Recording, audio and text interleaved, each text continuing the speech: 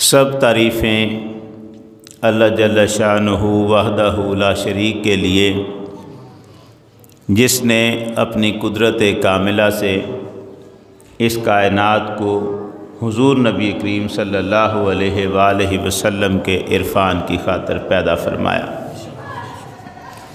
ارشاد فرمایا لولاک لما خلقت الافلاک، اے حبیب صلی اللہ علیہ وسلم، اگر تمہیں پیدا کرنا میرا مقصد نہ ہوتا تو میں اس کائنات کو ہی پیدا نہ کرتا۔ بے شمار درود حضور نبی کریم صلی اللہ علیہ وآلہ وسلم کی ذات اقدس کی خاطر، جن کی ذات اقدس اس کائنات کی تخلیق کا باعث بنی۔ اللہ جل شانہ نے قرآن مجید میں ارشاد فرمایا من کان یرجو لقاء اللہ فإن اجل اللہ لآت وہو السمیع العلیم ومن جاہد فإنما یجاہد لنفسہ ان اللہ لغنی عن العالمین۔ صدق اللہ العظیم۔ پروردگار عالم نے ارشاد فرمایا جو کوئی اللہ کی ملاقات کی امید رکھتا ہے، من کان یرجو لقاء اللہ، جو کوئی اللہ کی ملاقات کی امید رکھتا ہے، فإن اجل اللہ لآت، تو اللہ کا مقرر کیا ہوا وقت آ کر ہی رہے گا۔ وہو السمیع العلیم، وہ بہت خوب سننے والا اور سب کچھ جاننے والا ہے۔ وَمَنْ جَاهَدَ فَإِنَّمَا يُجَاهِدُ لِنَفْسِهِ، جو کوئی دین میں کوشش کرتا ہے تو وہ اپنے ہی فائدے کے لیے کوشش کرتا ہے۔ ان اللہ لغنی عن العالمین، اللہ تو دونوں جہانوں سے بے نیاز ہے، بے پرواہ ہے۔ ان آیات مبارکہ میں پروردگار عالم نے اپنی بے نیازی کا تذکرہ فرمایا ہے۔ ارشاد فرماتا ہے کہ اگر کوئی دین میں، عبادت میں آگے بڑھتا ہے، کوشش کرتا ہے، نیکیاں کرتا ہے، پرہیزگاریاں اختیار کرتا ہے، برائیوں سے بچنے کی کوشش کرتا ہے، دوسروں کا مددگار بنتا ہے، وہ جو عبادتیں بھی اللہ کی رضا کے لیے کر رہا ہے، یہ ساری کی ساری عبادتیں اس کے اپنے بھلے کے لیے ہیں، اس سے اللہ کا وہ کچھ سوار نہیں رہا۔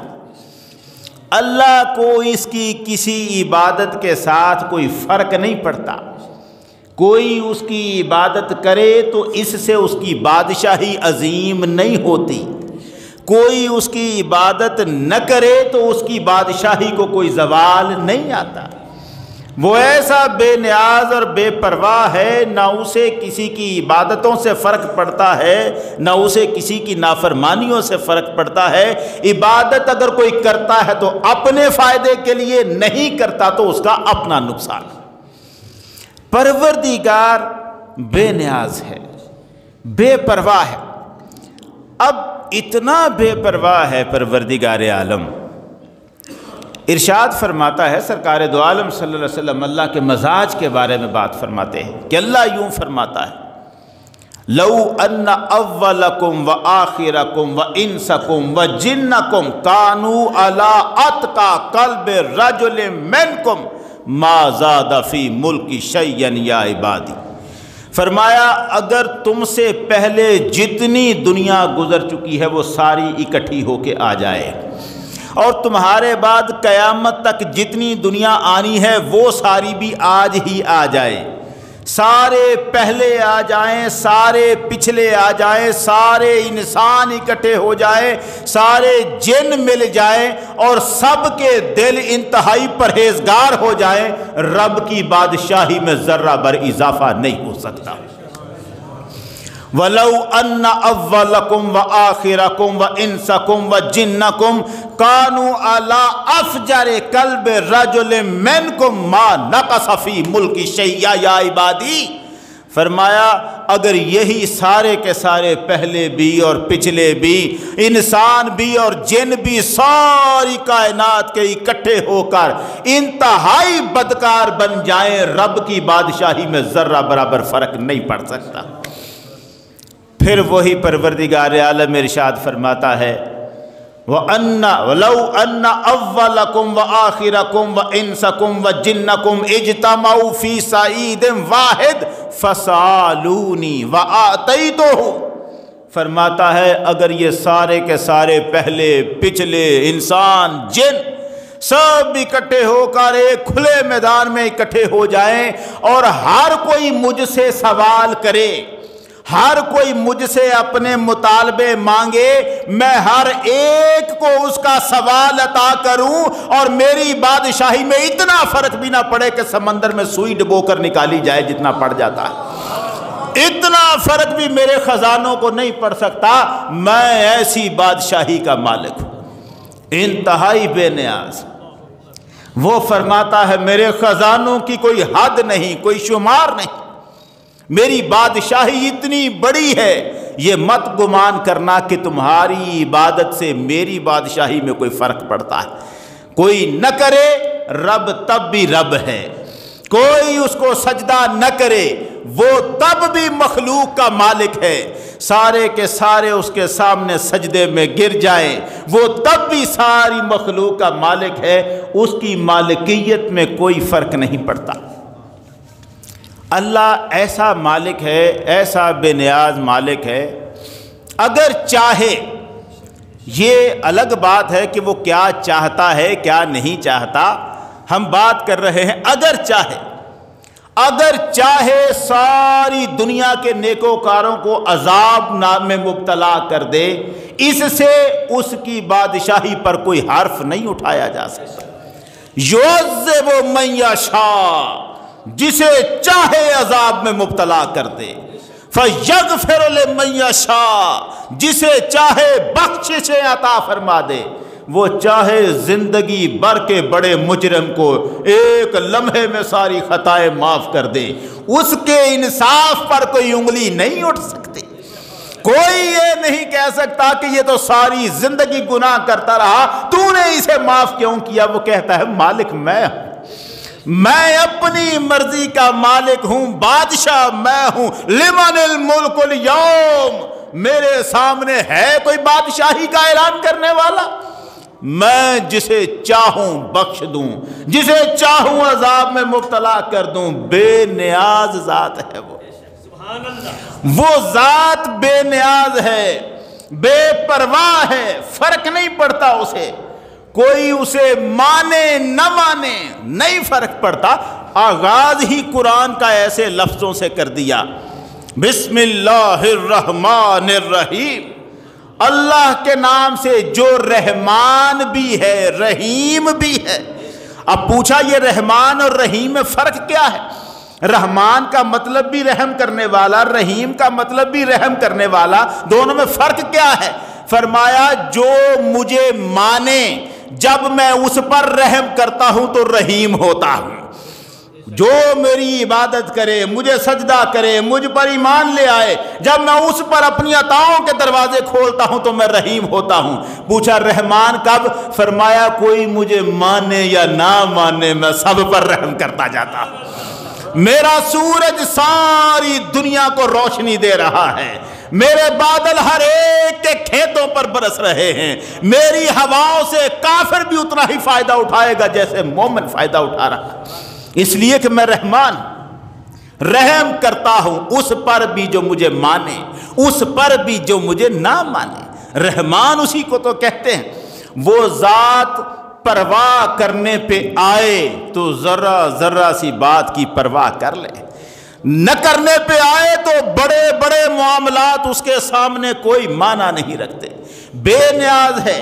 انسان کو تو پتہ نہیں ہے نا کہ کائنات ہے کتنی بڑی جس کا وہ رب ہے، یہ صرف اس زمین کے بارے میں سوچتا ہے، یہ چھوٹا سا ٹکڑا زمین، یہ ہمارے جو سائنسدان دیکھتے ہیں نا دور سے آسمان کے ستاروں کو، وہ یہ کہتے ہیں کہ ہم جب ان ستاروں کو دیکھتے ہیں تو ایسے لگتا ہے ایک ستارہ دوسرے ستارے سے اتنے فاصلے پر کھڑا ہے کہ ایک ستارے کو پتہ ہی نہیں کہ اس فضا میں کوئی دوسرا بھی ہے کہ نہیں ہے ستارہ، اتنے فاصلے پر، اور ان میں سے ہر ستارہ اس ہماری زمین سے بڑا ہے، ہماری زمین سے بڑے ستارے، اتنی بڑی کائنات اس کا وہ رب ہے، اور انسان سمجھتا ہے صرف میں ہوں جو اس کا لاڈلا۔ کیوں انسان یہ کیوں سمجھتا ہے؟ اس لیے کہ اس نے اس کے لاڈ جو لڈا رکھے ہیں، وہ اس کے ناز جو اٹھاتا ہے، اس سے پیار جو کرتا ہے، اس سے پیار جو اس نے کیا تو یہ سمجھ بیٹھا کہ رب بس پیار ہی کرتا چلا جاتا ہے، اس کی بے نیازی کو فراموش کر بیٹھا۔ یہ نہیں جانتا کہ پروردگار مہربان بھی بڑا ہے، حد کوئی نہیں، اور بے نیاز بھی اتنا بڑا ہے کہ حد کوئی نہیں۔ جب وہ بے نیازی پہ آتا ہے کلیجے کانپ جاتے ہیں، روحیں کانپ جاتی ہیں۔ عمر فاروق رضی اللہ تعالیٰ عنہ فرمانے لگے، اگر محشر کے دن اعلان ہو، لوگوں سارے لوگ جہنم میں جائیں گے، صرف ایک بندہ ہے جسے ہم بچا کے جنت میں لے جائیں گے، باقی سب کو جہنم میں پھینک دیں گے۔ عمر فاروق رضی اللہ تعالیٰ کہتے ہیں اگر یہ اعلان سنوں گا تو میرے دل میں امید پیدا ہوگی وہ جس ایک نے بچ کے جانا ہے نا وہ میں ہی ہوں گا۔ لوگوں نے کہا واہ کمال کر رہے ہیں۔ پھر فرمانے لگے اگر یہ اعلان ہو کہ ساری دنیا جنت میں چلی جائے گی، صرف ایک بندہ ہے جسے ہم جہنم میں بھیج رہے ہیں، عمر فاروق کہتے ہیں مجھے رب کی بے نیازی سے ڈر لگتا ہے کہیں وہ میں ہی نہ ہوں جسے جہنم میں پھینکا جائے۔ نعرہ تکبیر، اللہ اکبر، نعرہ رسالت، شان صحابہ، نعرہ حیدری۔ رب کی بے نیازیاں اپنی جگہ پر ہیں، اس کا انکار کوئی نہیں، جب چاہے انداز کائنات ہی بدل کے رکھ دے، سارے معاملات بدل کے رکھ دے، ایسا بے نیاز ہے۔ امام حسن علیہ السلام لوگوں کو حدیث سنا رہے تھے، فرمایا حضور نبی کریم صلی اللہ علیہ وسلم نے ارشاد فرمایا ہے ایک شخص وہ ہوگا جب سارے لوگ جنت میں چلے جائیں گے اور کچھ جہنم میں چلے جائیں گے، 1000 سال گزرنے کے بعد ایک شخص کو جہنم سے نجات دی جائے گی اور اسے جنت میں بھیجا جائے گا۔ حضور نے فرمایا ہے، یہ امام حسن سنا رہے ہیں کہ سرکار نے فرمایا ہے ایک شخص کو 1000 سال بعد جہنم سے نجات ملے گی۔ اتنا کہہ کر فرمانے لگے کاش وہ نجات پانے والا میں ہو جاؤں۔ لوگ کہنے لگے حضرت کیا کہہ رہے ہیں، آپ تو جنت کے جوانوں کے سردار ہیں، آپ کو تو حضور نے سیدہ شباب اہل الجنہ قرار دیا ہے، آپ تو جوانوں کے سردار ہیں، جنتی ہیں، آپ کیا فرما رہے ہیں؟ فرمانے لگے ہمیں حضور کے فرمان پر پورا بھروسہ ہے، ہمیں اللہ کی رحمت پر بھی پورا بھروسہ ہے، مگر کیا کرے رب کی بے نیازی سے ڈر بھی بڑا لگتا ہے۔ وہ بے نیاز ذات اگر اس پہ آ جائے کہ سب کو جہنم میں پھینکنا ہے تو پھر جو سے 1000 سال بعد بھی نجات مل گئی سودا فائدے کا رہا اس کا، وہ تو بے نیاز بھی ہے۔ ہم یہاں مقام پہ آ چکے ہیں کہ ہمیں اس کی بے نیازی کا ڈر ختم ہو چکا ہے۔ یہ آپ دیکھ رہے ہیں نا جس وبا کا ہم شکار ہیں، یہ رب کی بے نیازی نہیں تو کیا ہے؟ حرم تک کے دروازے بند کروا دیے، مسجد نبوی تک بند کروا دی، پوری دنیا میں ایک بونچال آ گیا، عقلوں والوں کی عقلیں ماری گئی، ہر ایک کے معاملات بدل گئے۔ یہ کیا ہے؟ رب کی بے نیازی کا ایک جلوہ ہی تو ہے۔ وہ جب چاہے جس سے چاہے، اس کے لشکروں کو کوئی جانتا ہے؟ وَمَا يَعْلَمُ جُنُودَ رَبَّكَ إِلَّا هُوَ، اس کے سوا اس کے لشکروں کو کوئی نہیں جانتا۔ ایسے ایسے لشکر ہیں پروردگار کے تصور میں نہیں آتا کہاں کہاں سے نکل آتے۔ کون جانتا تھا کہ ابابیلیں بھی کبھی حملہ کریں گی پتھر اور کینکریاں لے کر؟ یہ اس کی قدرتیں ہیں، اس نے چیونٹیوں کے پاس ہاتھیوں کے لیے زہر رکھ چھوڑا ہے۔ وہ بے نیاز ذات ہے، بڑی بے نیاز۔ ہمارے ساتھ چونکہ اس نے اپنی بے نیازی کے مظاہر عام طور پر کیے نہیں، کیسے کرے؟ ہم میں کس کا پتا ہے جو برداشت کر سکے؟ ذرا سی بے رخی، ہائے ہائے، سرکار دو عالم ارشاد بلکہ دعا فرمایا کرتے تھے پروردگارا ایک لمحہ بھر کے برابر آنکھ جھپکنے کے برابر بھی مولا اپنے کرم سے مجھے دور نہ کرنا. لا تکلنی لا نفسی طرفۃ عین، مجھے ایک آنکھ جھپکنے کے برابر بھی میرے حوالے نہ کرنا، اپنے کرم کے نگاہ میں ہی رکھنا. کیونکہ تو نے ایک کرم کی نگاہ ہٹائی، یہاں نظام سارا کا سارا برباد ہو گیا، ہر چیز برباد ہو جاتی. اس نے ہمارے ساتھ رکھا ہے معاملہ محبت کا، نرمی کا، مہربانی کا، شفقت کا، اور اسی کو بھول کر ہم شیر ہو گئے.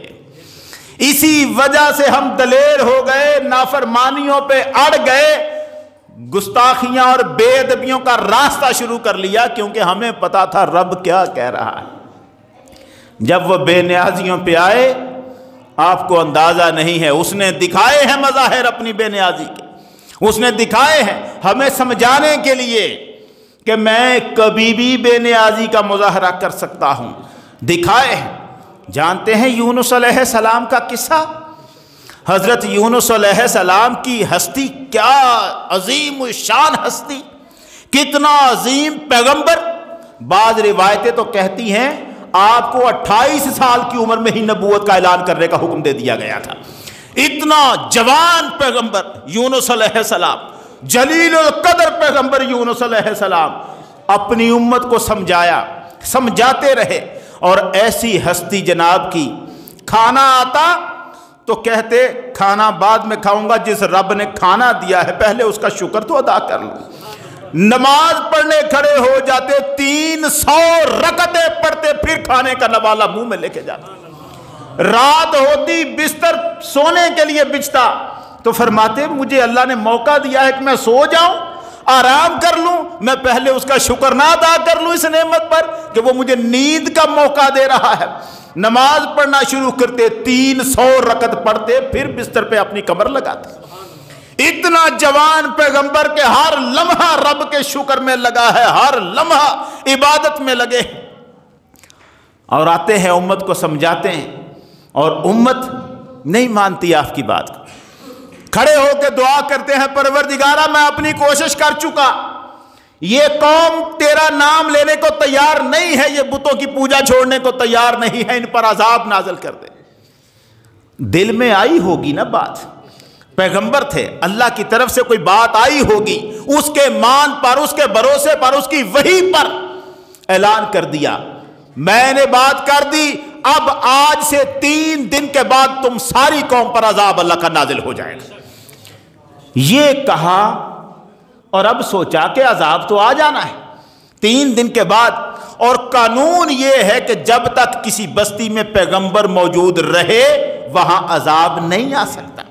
اس قانون کے تحت چونکہ عذاب نے آنا ہے تو مجھے یہاں سے ایک طرف ہو جانا چاہیے.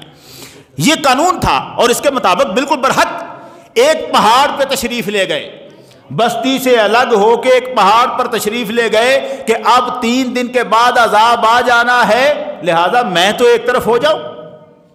آپ پہاڑ پر ہیں، 3 دن گزر گئے، تیسری رات گزر رہی ہے، آخری لمحے آ گئے، ابھی تک عذاب نہیں آیا. یونس علیہ السلام نے سوچا میں نے کہا تھا 3 دن کے بعد عذاب آ جائے گا، عذاب نہیں آیا، میں پلٹ کے قوم کے پاس اب کیا منہ لے کے جاؤں گا؟ یہ قوم تو مجھے کہے گی تو جھوٹ بول رہا ہے، اور جھوٹ ایسی بات ہے عام مومن یہ گوارا نہیں کرتا کہ مجھے جھوٹا کہا جائے. پیغمبر، جتنی نفرت ایک پیغمبر کو جھوٹ سے ہو سکتی ہے، سرکار دو عالم صلی اللہ علیہ وسلم کے فرمانات سے پتہ چلتا ہے. صحابہ نے پوچھا حضور مومن میں فلاں جرم ہو سکتا ہے؟ فرمایا ہو سکتا ہے. فلاں ہو سکتا ہے؟ فرمایا ہو سکتا ہے. پوچھا کیا مومن جھوٹا بھی ہو سکتا ہے؟ فرمایا نہیں، جھوٹا نہیں ہو سکتا. اندازہ کرو پھر ہم کیسے مومن ہیں، ہم میں سچا ہے ہی کوئی نہیں. ہم وہاں کھڑے ہیں جہاں صرف جھوٹ پر، اور سرکار نے فرمایا مومن سب کچھ ہو سکتا ہے، جھوٹا نہیں ہو سکتا. یونس علیہ السلام اس بات سے پریشان ہے کہ مجھے کوئی کہے کہ جھوٹ کہہ کر گیا تھا، میں اب بستی میں واپس نہیں جاتا. ابھی کچھ لمحے باقی تھے 3 دن پورے ہونے میں. یونس علیہ السلام پہاڑ کو بھی چھوڑا اور بستی سے نکل گئے، تشریف لے گئے. آپ نے کوئی جرم نہیں کیا تھا، کوئی خطا نہیں کی تھی. پہلے بستی سے الگ اس لیے ہوئے تھے کہ اگر بستی میں رہوں گا تو عذاب نہیں آ سکتا. نبی کا باہر نکلنا ضروری ہوتا ہے۔ اب واپس اس لیے نہیں جا رہے کہ کیا میں جھوٹی تہمت لگوا کر جاؤں، کیا اس لیے اس طرح پھروں قوم کے اندر کہ قوم والے کہے جھوٹا ہے؟ یہ سوچ کر آپ وہاں سے تشریف لے گئے اپنی قوم کے پاس۔ ادھر یونس علیہ السلام وہاں سے چلے گئے، لمحے 3 دن جو فرمائے تھے آپ نے وہ پورے ہوئے۔ آسمان پر دنیا صبح اٹھ کے دیکھ رہی ہے، کالے رنگ کی گھٹائیں پورے آسمان پہ آ چکی ہوئی تھی، کالا دھواں پھیل چکا تھا، گھروں کی چھتوں تک کو لپیٹ میں لے رہا تھا۔ سارے لوگ سمجھ گئے کہ یونس پیغمبر نے جو کہا تھا ہونے لگا ہے، عذاب آ رہا ہے۔ اب یونس علیہ السلام کو ڈھونڈا مگر یونس علیہ السلام موجود نہیں تھے، وہ تو تشریف لے جا چکے تھے۔ قوم نے سارے لوگوں کو گھروں سے نکالا، جانوروں کو ساتھ لیا، جنگلوں میں چلے گئے، ہر ماں کو اس کے بچے سے الگ کر دیا، خواہ وہ جانور کی ماں تھی، بکری کو اس کے بچے سے الگ، گائے کو اس کے بچے سے الگ، بھینس کو اس کے بچے سے الگ، ہر ماں کو اس کے بچوں سے الگ، اپنی بیویوں کو خود سے الگ، ماں کو بچوں سے الگ کر کے سارے اپنے سروں پہ راکھ ڈالی۔ رب کی بارگاہ میں فریادیں کی، مولا معاف کر دے، معاف کر دے، اس عذاب کو ہم سے ٹال لے۔ اس انداز سے سچے دل سے اکٹھے ہو کر، یہ بڑی مصیبت ہے، سچے دل سے کوئی معافی مانگ لے یہ تو الگ رہا، مگر اکٹھے ہونا بڑا مشکل معاملہ ہوتا ہے۔ اللہ اجتماعی توبہ پر بڑی کرم کی نظر فرماتا ہے۔ ہماری اس قوم کو، پوری قوم کو اجتماعی توبہ کی ضرورت ہے، مگر ہم اکٹھے ہی نہیں ہوں گے، اجتماعی توبہ کہاں سے کریں گے؟ اب وہ سارے مل کے توبہ کرتے ہیں اور وعدہ کرتے ہیں پروردگارہ ہمیں موقع دے، آج ہی جس پر ہم نے کوئی جرم کیا ہے نا ہم کفارے ادا کریں گے۔ پھر جس نے ظلم سے کسی کا کوئی پتھر بھی اٹھا کے اپنی دیوار میں لگایا تھا، پوری دیوار گرائی، وہ پتھر نکالا اور کہا یار یہ تیرا پتھر تھا، لے لے، میں نے تیرا حق مانا تھا، یہ لے لے۔ ہر ایک کا حق واپس کیا، جس کا جو دبایا تھا وہ اسے واپس کر دیا۔ ادھر یہ معافیاں مانگتے رہے، عذاب کھڑا رہا، آیا نہیں مگر گیا بھی نہیں، اوپر کھڑا ہے عذاب، اور یہ نیچے بلبلا رہے ہیں، ادھر یہ بلبلا رہے ہیں، ادھر یونس علیہ السلام وہ جو رستے میں سمندر آیا ہے اور کشتی میں سوار ہوئے ہیں۔ پروردگار عالم نے آپ کے جانے کے انداز کو بھی بیان کیا ہے بڑے عجب انداز سے۔ اذ ابقا الی الفلک المشحون، جب وہ بری ہوئی کشتی کی طرف بھاگ کر گیا، وہ جو کچھ لوگ کشتی میں بیٹھے ہوئے جا رہے تھے سمندر میں، گئے جا کے کہا مجھے بھی سوار کر لو، سوار ہو گئے۔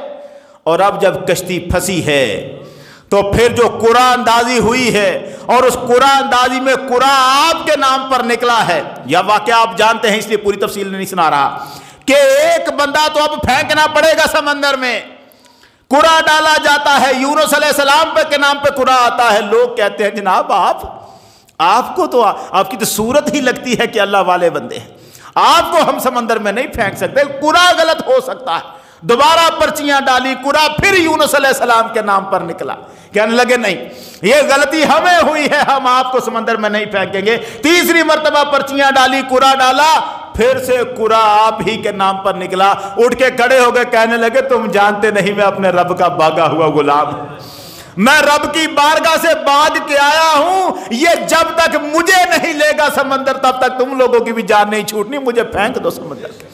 یونس علیہ السلام کے ذہن میں بات آ گئی کہ جو میں کر آیا ہوں مجھے نہیں کرنا چاہیے تھا۔ کیا کیا تھا یونس علیہ السلام نے؟ خطا تو کوئی نہیں کی تھی، صرف اتنا کیا تھا کہ جب وہاں سے چلنے لگے تو رب سے پوچھا نہیں جاؤں کہ یا نہ جاؤں، اتنی سی بات تھی، جرم نہیں تھا، مگر رب فرماتا ہے کوئی اور کرتا 100 بار کرتا، یونس تو میرا پیغمبر تھا، ہر قدم تجھے اٹھانا چاہیے تھا مجھ سے بات کر کے، مجھ سے پوچھتا، میں اجازت دیتا تو پھر۔ اور اس بات کو اتنا پروردگار عالم نے لیا ہے، حضور کو فرمایا قرآن میں، حضور کو فرمایا فاصبر لحکم ربک ولا تکن کصاحب الحوت، محمد جب تک میرا حکم نہ آئے مکہ چھوڑ کر نہ جانا اور اس مچھلی والے کی طرح نہ بن جانا۔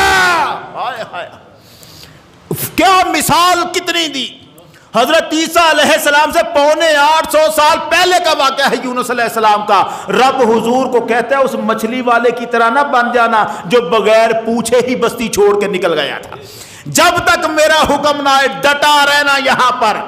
اسی لیے تو اتنے ظلم کیے ہیں مکہ والوں نے، مگر سرکار مکہ چھوڑ کر نہیں گئے۔ پہلے لوگوں کو اجازت دی حبشہ ہجرت کر جاؤ، پھر لوگوں کو اجازت دی مدینے ہجرت کر جاؤ۔ خود جب بھی بات ہوئی ابو بکر سے کہا ابو بکر ابھی ہمیں اجازت نہیں ملی مدینہ جانے کی، اونٹنیاں تیار کر رکھی ہیں ابو بکر صدیق نے کہ آخر اجازت ملنی ہے تو ہم نے بھی جانا ہے۔ 4 مہینے وہ 2 اونٹنیاں پلتی رہی ہیں ابو بکر کے گھر میں، جن پر بیٹھ کر حضور نے جانا تھا، مگر کب؟ جب رب کا حکم آئے، کیونکہ قرآن نے فرما دیا محمد اس مچھلی والے کی طرح نہ ہونا، جب تک حکم نہ آئے میرا جہاں سے جانا نہیں تو نے۔ یہ جو معاملہ کیا تھا یونس علیہ السلام نے کہ حکم کا انتظار نہ کیا، پوچھا نہیں رب سے کہ میں یہاں سے چلا جاؤں یا یہاں رکا رہوں، اس بات پر پروردگار کی ذات ایسی بے نیازی کے جلوے دکھاتی ہے۔ فرمایا ہم سے پوچھا نہیں اور چلے گئے، اب جاتے کہاں ہو؟ پناہ کہاں ہے؟ پیغمبر ہے یونس، جوان پیغمبر جس کے چھوٹے چھوٹے بچے بھی سمندر میں بہے ہیں، جوان پیغمبر ہے، اور اس کو کپڑے اتار کے سمندر میں پھینکا جا رہا ہے۔ ادھر پھینکا تو تھا اور ادھر سے مچھلی کو حکم دے رکھا ہے۔ مچھلی آ کے اپنا منہ کھولتی ہے سیدھا اندر۔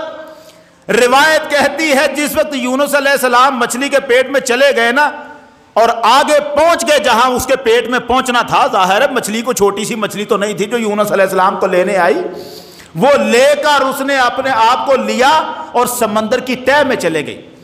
اب وہاں پر جا کے ایک مرتبہ فَظَنَّ أَنَّهُ مَاتَ، آپ نے سوچا کہ شاید میں مر چکا ہوں۔ یونس علیہ السلام نے سوچا اس مچھلی کے اندر کا دباؤ ہوگا، مچھلی کا پیٹ ہے، ایک مرتبہ سوچا کہ میں شاید مر چکا ہوں، لیکن پھر آپ نے اپنی ٹانگ ہلا کے دیکھی۔ روایت کہتی ہے ٹانگ ہلا کے دیکھی، ٹانگ ہل گئی تو آپ کو یقین آیا نہیں مرا نہیں، ابھی میں زندہ ہوں، میری ٹانگ ہل رہی ہے۔ جو ہی مچھلی کے پیٹ کے اندر ٹانگ ہلی، روایت کہتی ہے وہیں پر یونس نے اپنی پیشانی لگائی مچھلی کے پیٹ کے ساتھ اور کہنے لگے مولا یا رب انی اتخذت مسجدا فی موضع لم یبلغہ احد من الناس، مولا دیکھ میں تجھے ایسی جگہ سجدہ کر رہا ہوں جہاں کوئی دوسرا آ بھی نہیں سکتا۔ نعرہ تکبیر، اللہ اکبر، نعرہ تکبیر، اللہ اکبر، نعرہ رسالت، شان انبیاء، شان انبیاء، نعرہ تحقیق۔ مچھلی کے پیٹ میں گرفتار ہو چکے ہیں، جان چکے ہیں کہ اللہ مجھ سے ناراض ہو چکا ہے، اللہ نے میری اس بات پر گرفت فرما دی ہے۔ اور قرآن مجید نے تو بڑے عجب انداز سے بیان کیا، وَظَنُّونِ إِذْ ذَهَبَ مُغَاضِبًا فَظَنَّ أَن لَّن نَّقْدِرَ عَلَيْهِ۔ یونس علیہ السلام اپنی قوم سے غضبناک ہو کر جب گئے ہیں، انہوں نے سوچا کہ ہم اس کو پکڑیں گے نہیں، یہ سوچا، یعنی ظاہر ہے انہوں نے یہی سوچا کہ یہ تو کوئی ایسی بات نہیں ہے، میں کوئی جرم تو نہیں کرنے لگا، یہ تو قانون ہے، اب مجھے جانا چاہیے، اللہ اس پر کوئی گرفت نہیں کرے گا۔ اور اس جملے پر ہمارے بڑے بڑے مفسروں کو ٹھوکر بھی لگ گئی ہے۔ ایسے بھی مفسر گزرے ہیں جنہوں نے اس آیت کا ترجمہ یہ کیا فَظَنَّ أَن لَّن نَّقْدِرَ عَلَيْهِ، اس نے سوچا ہم اسے پکڑ نہیں سکیں گے۔ وہ پکڑ نہیں سکیں گے یہ تو عام مسلمان سوچ لینا اللہ کے بارے میں کہ اللہ مجھے پکڑ نہیں سکتا تو بندہ کافر ہو جاتا ہے۔ یونس علیہ السلام سوچیں گے ایسا؟ کتابوں میں محدثوں اور مفسروں نے لکھا کہ ایسا اگر ترجمہ کسی نے کیا تو کافر ہو جائے گا۔ اور مصیبت یہ ہے کہ یار لوگ ترجمے کر کے بیٹھے ہوئے تھے، ایسے ترجمے موجود ہیں ہماری مارکیٹوں میں جن میں لکھا ہے یونس نے سوچا کہ ہم اسے پکڑ نہیں سکیں گے۔ نہیں، اس کا ترجمہ صرف اتنا ہے یونس علیہ السلام نے سوچا کہ ہم اس پر گرفت نہیں کریں گے۔ یہ کوئی بات انہوں نے سوچا کہ یہ میں کوئی غلط ایسا جرم نہیں کر رہا، اللہ نے مجھے کون سا منع کیا ہوا ہے اس بات سے، مجھے جانا چاہیے، یہ سوچا انہوں نے بہتر، اور تشریف لے گئے۔ صرف اتنا سوچا کہ اس پر اللہ گرفت نہیں فرمائے گا، مگر اللہ فرماتا ہے تو نے پوچھا کیوں نہیں؟ मुझसे क्यों नहीं पूछा कि मैं जाना चाहता हूं। इतनी सी बात पे कि तूने मुझसे नहीं पूछा, यूनुस अलैहिस्सलाम से वो बेनियाजी दिखाई है कि उनको मछली के पेट में गिरफ्तार कर दिया। अब एक तरफ लगे हुए हैं लोग अल्लाह को पुकारने, और दूसरी तरफ समंदर की तह में बैठी हुई मछली, वहां मछली के पेट में भी अंधेरा, समंदर के पानी में भी अंधेरा, और ऊपर रात का वक्त, तीन अंधेरे इकट्ठे हो गए। परवरदिगार फरमाता है फनादा फिज़्ज़ुलुमात, इतने अंधेरों में फिर यूनुस ने हमें पुकारा। इतने अंधेरों में बैठकर फिर हमें यूनुस ने पुकारा। अब यूनुस अलैहिस्सलाम तो पुकारते रहे, तस्बीह करते रहे, अल्लाह की दुआएं देते रहे, मगर ये आवाज अर्श के फरिश्तों तक गई। सरकार दो आलम सल्लल्लाहु अलैहि वसल्लम फरमाते हैं, अल्लाह के अर्श का जो थामे हुए फरिश्ते हैं ना, उन्होंने रब की बारगाह में अर्ज किया, या रब्बाना इन्ना नस्मा सौतन गरीबन मिन बिलादिन गरीबा, परवरदिगारा अजीबो गरीब आवाज सुन रहे हैं, अजीबो गरीब सरजमीन से सुन रहे हैं, जहां से इंसान की आवाज नहीं आ सकती वहां से आ रही है। ये आवाज किसकी आ रही है? रब ने पूछा, अमा तारिफूना ज़ालिक, तुम नहीं जानते ये आवाज किसकी है? कहने लगे परवरदिगारा नहीं जान रहे, ये आवाज आ रही है, कमजोर सी आवाज आ रही है, नहीं पता ये किसकी आवाज आ रही है। फरमाया ज़ालिका अब्दी यूनुस, ये मेरे बंदे यूनुस की आवाज आ रही है। फरमा पूछने लगे मौला वो कहाँ है? फरमाया मैंने उसे मछली के पेट में गिरफ्तार कर रखा है। आसानी, उसने मेरा हुक्म नहीं माना था, अंदाजा करो, हुक्म दिया ही नहीं। फरमा क्या रहा? आसानी, उसने मेरा हुक्म नहीं माना था। फ़अबस्तहु फ़ी बत्निल हूत, तो मैंने उसे मछली के पेट में गिरफ्तार कर दिया है, गिरफ्तार करके रखा है मछली के पेट में। फरिश्ते कहने लगे परवरदिगारा तू उस यूनुस की बात करता है, अल अब्दु सालिहुल्लज़ी ला यसउदु मिनका इलैहि फी कुल्लि यौमिन व लैलतिन इल्ला अमलुन सालिह। मौला ये वही यूनुस है हर दिन रात जिसकी तरफ से नेकियां ही आया करती थी तेरी बारगाह में, जिसने जिंदगी भर कभी कोई गलत नहीं किया, वो तेरी बारगाह में नेकियां पेश करता रहा। मौला ये वही यूनुस है, उसी को गिरफ्तार कर रखा है। फरमाया हाँ ये वही यूनुस है जो शब रोज बंदगी करके मेरी इबादत करके नेकियां भेजा करता था। पूछा परवरदिगारा अब तू मेहरबानी फरमा यूनुस को बख्श दे, यूनुस को निजात दे। आसमानों के फरिश्ते, अल्लाह की कसम इब्ने असाकिर ने लिखा फरिश्ते रो पड़े, आसमानों के फरिश्ते रो पड़े। परवरदिगारा ये यूनुस तो तेरा बड़ा जवान पैगंबर है, बड़ा शानदार नबी है, इसने तो कोई गलत नहीं किया। इतने शुक्राने अदा करता था, 300 रकतें खाना खाने से पहले, नींद से इतनी नमाजें पढ़ी हैं, हर वक्त तुझे याद किया। परवरदिगारा इसे माफ कर दे। अब जब फरिश्ते उधर दुआएं कर रहे हैं और इधर यूनुस अलैहिस्सलाम की तस्बीह, ला इलाहा इल्ला अंता सुब्हानका इन्नी कुन्तु मिनज़ ज़ालिमीन, ये जुमला भी बड़ा है ला इलाहा। और हमारी मुसीबत यह है हम तो तर्जमे भी बड़े गलत करते हैं। ला इलाहा इल्ला अंता सुब्हानका, परवरदिगारा तेरे सिवा कोई इबादत के लायक नहीं, तू पाक है। इन्नी कुन्तु मिनज़ ज़ालिमीन, इस अगले हिस्से का तर्जमा हम गलत करते हैं। हम इसका तर्जमा करते हैं बेशक मैं ही जालिमों में से हूं, गलत है तर्जमा। यही तर्जमा हमने आदम अलैहिस्सलाम की दुआ में भी किया हुआ है, रब्बना ज़लमना अनफुसना, ऐ परवरदिगार हमने अपनी जानों पर जुल्म किया है। जब हम ये तर्जमे करते हैं फिर लोग कहते हैं कि आदम भी जालिम, यूनुस भी जालिम, और अल्लाह की कसम खाकर कहता हूं किताबें सब गवाह हैं, कुरान की आयतों का तर्जमा ना हो, इसके अलावा कोई बंदा ये कह दे कि फलां नबी जालिम था, उसी लम्हे वो काफिर हो जाता है। बंदा किसी नबी को जालिम कहने वाला काफिर हो जाता है। कतान ये जुर्रत ना करना कोई किसी के नबी को जालिम कह दे, वो तर्जमे हमें नहीं आते और हमने उठा के कुरान पे लगा दिए वो बातें। ला इलाहा इल्ला अंता सुब्हानका, तेरे सिवा कोई इबादत के लायक नहीं, तू पाक है। इन्नी कुन्तु मिनज़ ज़ालिमीन, मौला मैं अपना नुकसान कर बैठा हूं। जालिमीन का एक मतलब है नुकसान करने वाला, ربنا ظلمنا انفسنا، جو آدم علیہ السلام کی دعا ہے، پروردگارہ ہم اپنا نقصان کر بیٹھے ہیں، اپنا نقصان۔ سورہ کہف میں یہ لفظ آیا ہے، جس کے باغ تھے اور وہ باغوں کو دیکھتا تھا تو پروردگار نے فرمایا اس کے باغوں میں ایسا پھل آتا تھا لم تظلم منہ شیئا، اس میں کوئی کمی نہیں تھی۔ لفظ تظلم کا لکھا معنی کمی کا تھا، یہاں سے نکلتا ہے ظلم کا معنی نقصان، کمی کرنا۔ یونس علیہ السلام کہتے ہیں پروردگارہ میں نقصان کر بیٹھا ہوں اپنا۔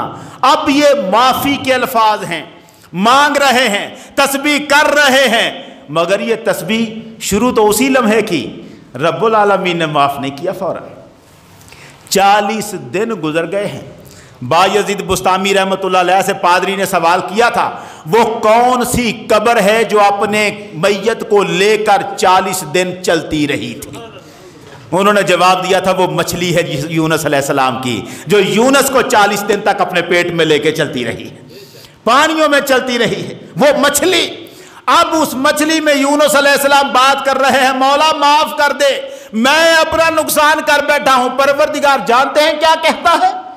میں یہاں لانا چاہتا تھا پوری تقریر صرف اسے ایک جملے کے لیے میں نے عرض کی ہے آپ کی خدمت میں، جسے ہم کہتے ہیں نا بے نیاز ذات، وہ بڑی بے نیاز ذات ہے۔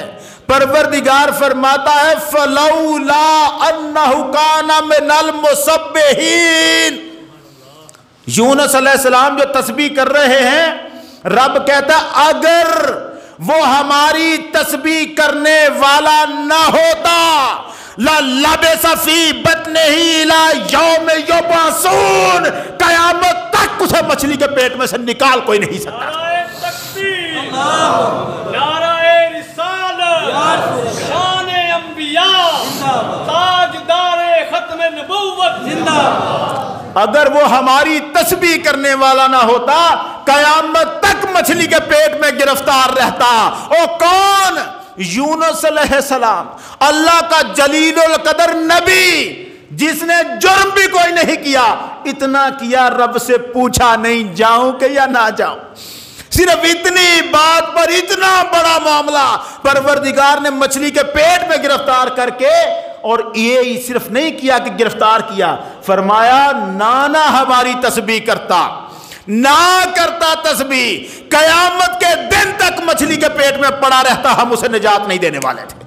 اور پیغمبر یونس علیہ السلام کو وہ اگر نجات دے رہا ہے تو یونس علیہ السلام کی تسبیح کے اوپر دے رہا۔ سبحانہ کا جو لفظ نکالا ہے، کس انداز سے تو رب کی تسبیح کو چھوڑ کر غافل ہو کے بیٹھا ہے۔ تو سوچے کہ میں نہ یاد کروں رب کو، وہ پھر بھی مجھے رکھے یاد۔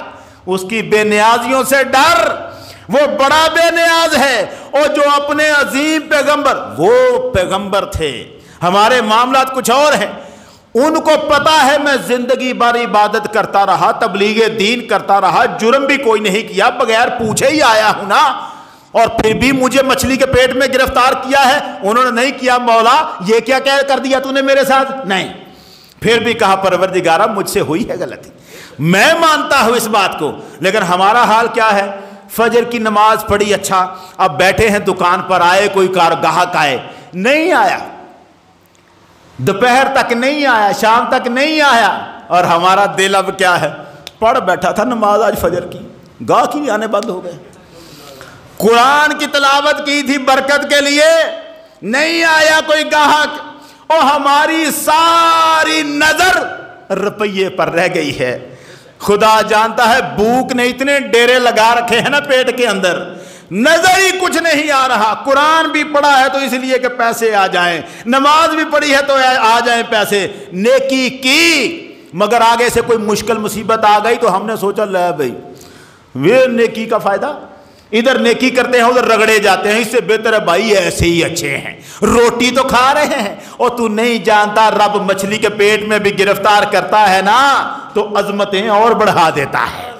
وہ پروردگار عظمتوں کے اوپر پہنچاتا ہے، اتنا بڑا مقام کہ محمد عربی نے فرمایا خبردار ہو جاؤ، کوئی مجھے یونس بن متی سے افضل نہ کہنے پائے، کوئی یہ نہ کہے کہ محمد یونس سے افضل ہیں، کسی کی زبان پہ بھی یہ بات نہ آئے کہ یونس نے خطا کی تھی، نہ یونس اللہ کے محبوب پیغمبر ہیں، انہیں تو اللہ نے اور رفعت عطا فرمائی ہوئی ہے اور عظمت عطا فرمائی ہیں، اور قرآن نے بعد میں پھر اس بات کو کہا ہمارے صالح بندوں میں سے ہے یونس، ہمارا صالح بندہ ہے، صبر ہوتا ہے، آزمائش ہوتی ہے، مگر اللہ کی بے نیازی جو اصل معاملہ ہے اس سے ڈرنا ضروری ہے۔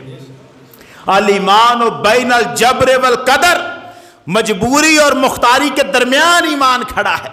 ہم نے اللہ کی رحمتوں پر امید بھی پوری رکھنی ہے، مگر اس کی بے نیازی سے پورا ڈرنا بھی ہے۔ نہ ڈر ہو جائیں گے نا اگر، تو پھر ظلم پتہ ہی نہیں ہے کیا کیا کہاں کہاں سے آ جائیں۔ یہ یونس علیہ السلام کا جو معاملہ ہے، وہ جو تسبیح ہے نا جو آپ کی ہے، یہ تو ان کی تھی، حضور نے اس کو ساری امت کے لیے کر دیا۔ فرمایا کوئی مسلمان فَإِنَّهُ لَمْ يَدْعُ بِهَا رَجُلٌ مُسْلِمٌ فِي شَيْءٍ قَطْ إِلَّا اسْتَجَابَ اللَّهُ لَهُ، کوئی مسلمان کسی مصیبت میں پھنسا ہو، یونس کے ان کلموں سے تسبیح اللہ کی کرے، اللہ اس کو نجات عطا فرما دیتا ہے۔ یار یہ کلمے اتنے مبارک ہیں، ان کو پڑھو اور پھر ان پر بڑی عجیب و غریب مصیبتیں بھی ہو جاتی ہیں۔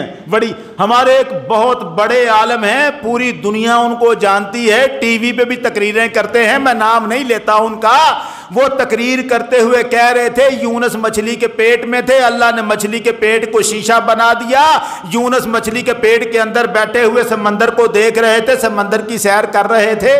یار ایسا نہیں ہوا، ایسے الزام نہ لگا، قرآن کے خلاف بات نہ کر۔ قرآن کہتا فَنَادَى فِي الظُّلُمَاتِ، یونس نے اندھیروں میں رب کو پکارا ہے، باہر روشنیاں کہاں تھی؟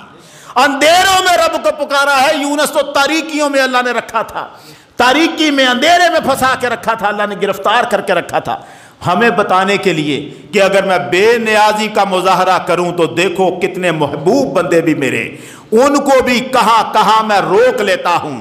تمہارے ساتھ تو بے نیازیاں کی ہی نہیں، کی نہیں، مگر ڈراتا ہے، یہی سمجھاتا ہے ہمیں کہ ڈر جاؤ، بے نیازی کے میری کے بارے میں بھی خیال رکھنا، رحمتوں پہ امید بھی پوری لگا کے رکھو، اور ساتھ بے نیازی میری سے بھی ڈرو، میں بے پرواہ ذات ہوں۔ یہی کہا میر علی شاہ صاحب نے، دل لگڑا بے پرواہ نال، جتھے دم مارن دی نئی مجال، صلی علیہ ذوالجلال۔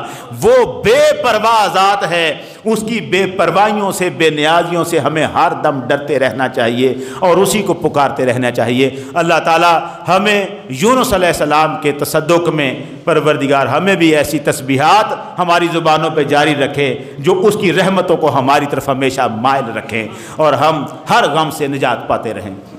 وآخر دعوانا ان الحمد